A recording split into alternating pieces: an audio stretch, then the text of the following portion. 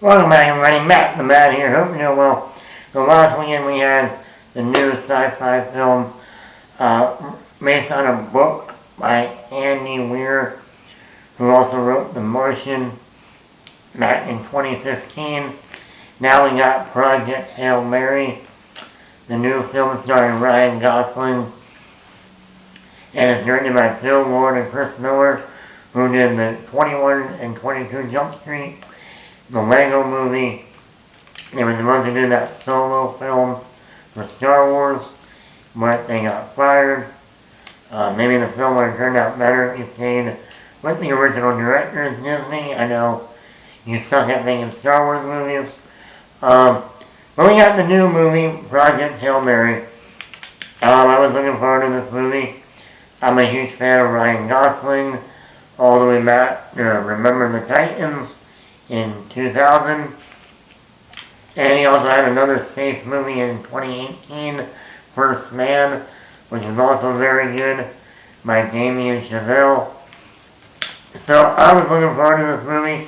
I didn't read the book. I know a lot of people have read the book that I've talked to, and they said the book is one of the best books ever written.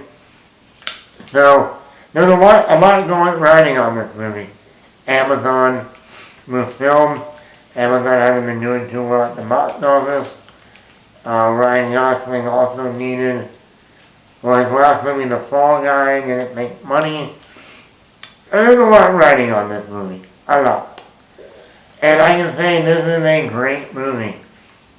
It definitely blends a lot of recent sci-fi movies. You got a lot of Interstellar in here. You got some Arrival, the Amy Adams movie. You got even some of The Martian in here. And even though this other movie is sci-fi, Castaway, has a little bit of Castaway, but instead of on an island in space. So yeah, but other than I really enjoyed the film. Positives, Ryan Gosling. You know, I don't think the trailers did the movie any justice. Because it makes Ryan Gosling look like he's just being funny, comical, kind of like a buffoon.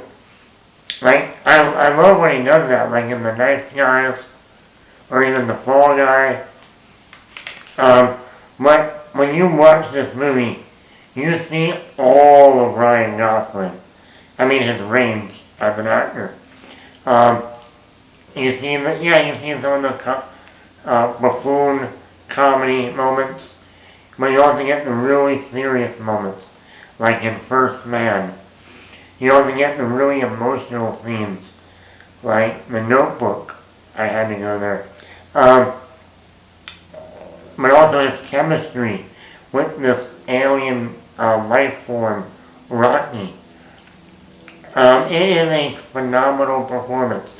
You even buy him as a scientist, which when you look at Ryan Gosling, you don't think scientist.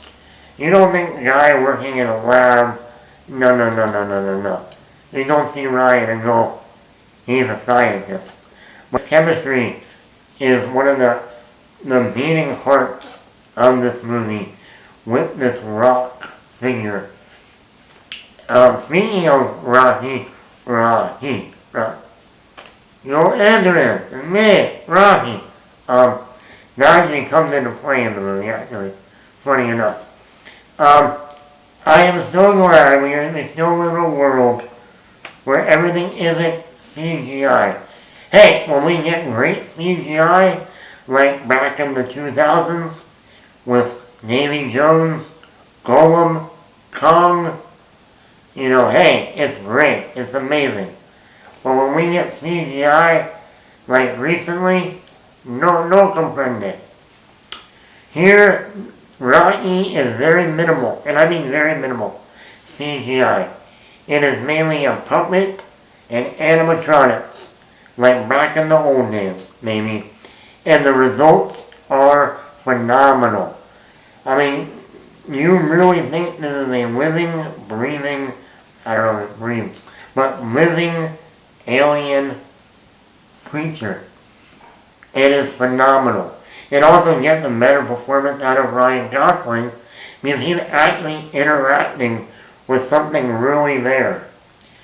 So I commend the directors on going with a more practical object, animatronic, for the character of Rodney. Like I said, this movie has a lot of humor throughout the movie, but it's not a comedy. You know, I always say comedy can sometimes get smirked by, you know, tragedy, dark situations, and this has some great humor, drama, a lot of drama. I mean, it's the end of the world, so you better have some drama. And it's emotional. We're not giving anything away, but there's something that happens late in the second act that it reminded me of Castaway. Cinematography. This is a visual feast. The visuals are amazing. The cinematography looks incredible throughout the whole movie, especially once we get into space. The music, I was actually surprised. The music, the score throughout this film is beautiful. It is definitely a worthy score, very much a highlight, especially when you're in a movie theater and you hear the surround sound and it works. I mean, it is, for almost a 2-hour and 40-minute movie, for the most part, it moves pretty well. Originally there was a 3-hour and 45-minute cut that I wish we would get. Was, I like how this movie didn't give you everything all at once. Like, give you all the information you need to know. As the movie goes along, you learn new things throughout. Like, reveals are revealed to you that maybe you were questioning earlier in the movie, and then you find out, as the film goes along. And I thought that was really good. It keeps you interested, keeps you invested in the film. Some of my negatives, though, even though I think the pacing's pretty well, I did think the beginning of the movie, like the first 10 or 15 minutes, were a little bit of a slow start. I think they could have, I don't know how they could have changed that. I don't know if that's how it is in the book. But I just thought by the time we start to really focus on the actual mission, I was like, okay, are we gonna, move along here, move along. The second half of the movie, we don't spend enough time on Earth with the main female, and even some of the other people, and also what is going on on Earth. Because like I said, they tell us in the beginning of the movie, Earth maybe only has about 30 years left, and that's it if we don't do anything. Well, this movie, there's a lot of time that goes by from the time that Ryan Gosling's Grace is in space. Grace in space. I'm trying to be funny. Give me a break. That almost 30 years goes by, and I'm like, I wish we saw what was going on Earth throughout the time that Grace was in space. I did it again. Apparently something major happens in the book where they had to nuke the Arctic in order to actually propel global warming. And I thought that was, I don't know if they actually shot that and had to cut it out of the movie because of, like I said, because of the runtime. But that would have been something major to say, okay, what is going on Earth? If you guys only had about 30 years, and he still hasn't completed the mission yet, so there has to be stuff going on throughout Earth throughout that span of time. Developing the other characters, like the astronauts that are in this movie. We don't spend that much time with them at all. And even when they perish, which is pretty evident in the movie, the trailer, it's just Ryan Gosling. If we got to know them a little bit on Earth before their mission, it might have actually made us feel something for them when we find out that they're dead at the beginning of the mission when Ryan Gosling wakes up in space.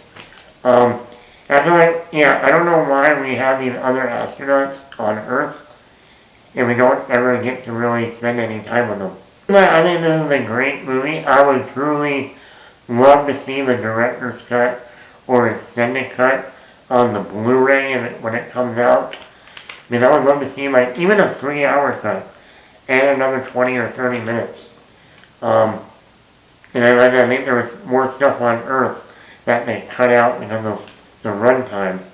But yeah, I would give this a 5 out of 5. I definitely think this is the best movie of the year so far.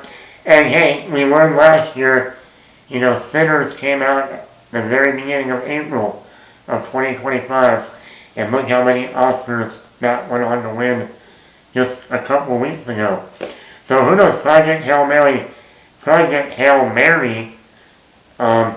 might be the first movie that's going to be up for a lot of Oscars for the next Oscar ceremony.